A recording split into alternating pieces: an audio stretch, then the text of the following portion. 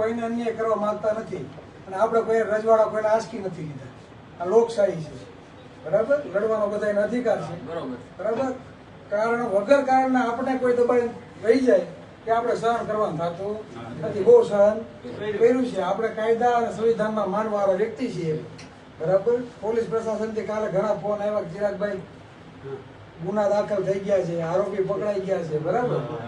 તો તમે કે રેલવે કે મોકૂફ રાખો. તમે કીધું ભાઈ એસપી સાહેબને હાજર રાખજો અને આવીએ, બરાબર. કેમ કે હમણાં 3 થી 4 બનાવ બન્યા છે.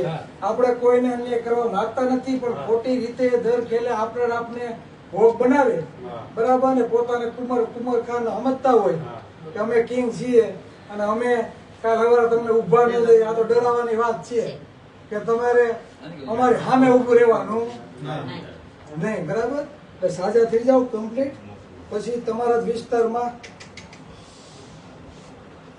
આમાં ફ્રેક્ચર આવ્યું કે એટલે જ કહું ને.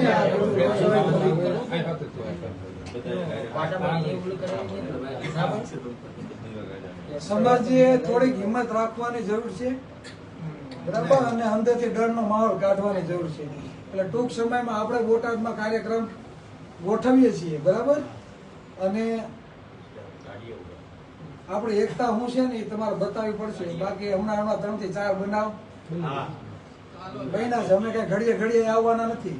તમારે જ આ વિસ્તારમાં રહેવાનું છે તો યુનિટી ને એકતા હશે, બરાબર. પોલીસ વાળા તો આજ બની જાય, બીજા આવી જાય. જયારે પણ જરૂર પડે અમે ઉભા છીએ. કોઈ આવે કે ન આવે, અમારી ટીમ અહીંયા ટાઈમ તમારે હેરે છે. જ્યારથી બનાવ બન્યો ત્યારથી છે ને અહીંયા બધા, બરાબર. જયારે પણ જરૂર પડશે અમે આવશું, બરાબર. પોલીસ પ્રશાસન આપને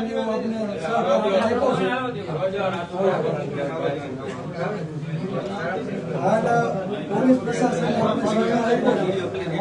કીધું કે રેલી ન કાઢતા એટલે આપણે રેલી પણ મોકૂફ રાખી છે, બરાબર. પણ આમના ઘટના બની, બરાબર. હવે આપણે પોલીસ પ્રશાસન નું પણ સાંભળશું, બરાબર ને. કેમ કે આપણે ધોકા ખાવા માટે જન્મ લીધો હજી કહું છું. આપણે કોઈને રજવાડા છીની લીધા નથી. આ લોકશાહી છે અને લોકશાહીમાં લોકોથી શાસન હાલે છે અને કોઈ બી લોકોને ઉભવાનો અધિકાર સાથે બીવડાવવાની વાત છે કે તમારે કોપ ભરવાનું નહીં, મુકેશભાઈ, બરાબર. એટલે એવા કઈ આપણે છીએ ને. આપણો ઇતિહાસ ક્રાંતિકારી રહ્યો છે ને છે. આપણે સમ્રાટ અશોકના વંશજ હોતા નહીં છીએ અને ગૌતમ બુદ્ધના વંશજ પણ છીએ, જે માનવતાનો સંદેશો આપે છે. અને સમ્રાટ અશોક એ છે કે અખંડ ભારતનો શિલ્પી હતો અને ઘટતું જેને શાસન કર્યું અને દુશ્મનો અખંડ ભારત હમું નજર પર ન માનતા. આ આપણે એના વંશજો છીએ, બરાબર. ને કોઈ ડરાવવાની ધમકાવવાની વાત કરતું રહે છે કે આજે સહન નહીં થાય અને કાલે પણ નહીં થાય. એટલે તમારે એને હંમેશા જેટલા એવા બધા એની ટાઈમ અને આવનારા દિવસોમાં મુકેશભાઈ આપણે અહીંયા મોટી સભા આપણે કરીએ અને ખુલ્લેઆમ કરવાની છે, બરાબર. અને આપણે કોઈ પક્ષમાં નથી, હું તો કોઈ પક્ષમાં નથી, બરાબર. અને જેને પક્ષનું લાભ દાતું હોય ઘરે રહે, જેને સમાજ કરતા પક્ષ વાળો હોય ને એ ઘરે રહે, એને કઈ જરૂર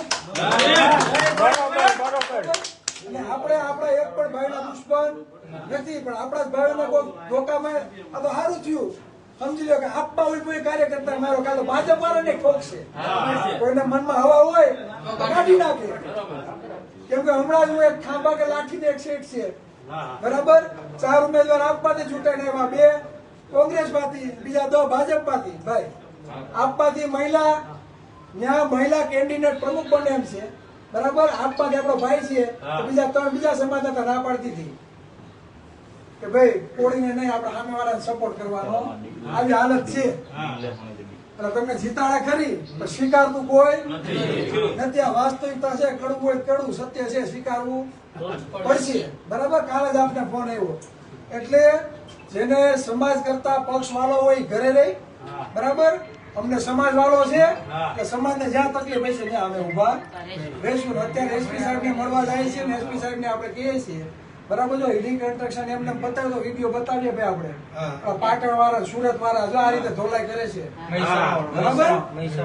તો આરોપીને મારો ને દંડા વરઘોડો કાઢવો જ પડે ને. કોળીને હજી ઠોકીને વહી જાય એનો ક્યાંય સરકાર ત્યાં ઠોકા નથી ઉલટતા ભાઈ. હે બીજા ના હોય તો તાત્કાલિક ઉલરે છે. એટલે એક ને કોડ ને બીજા ના કોડ એ નીતિ આપણે ચલાવવાની નથી. બાકી 2077 આવે છે પાડી દેવાનું થાય છે સરકાર. બરાબર છે. સરકારમાં જેટલી તાકાત હોય તો આપણે સરકાર ઉપર કબજો કરીને બેહીએ ભાઈ.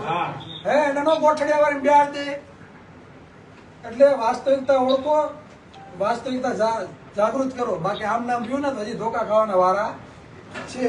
તમારે જયારે પણ જરૂર હોય છે એની ટાઈમ અમને રિંગ કરજો. અમારી ટીમ મુકેશભાઈ બધા આવ્યા છે એની ટાઈમ તમારી પડકે ઉભા રહેશે. કોઈનાથી ડરવાની જરૂર નથી. અને પોલીસ પ્રોટેક્શન એના પરિવારને મળે એના માટે હોતાને આપણે એસપી ને કહીએ છીએ આ ભાઈ હાજા ન થાય તો અલગ એને સુરક્ષા મળવી જોઈએ. બરાબર. હાલો અમે હવે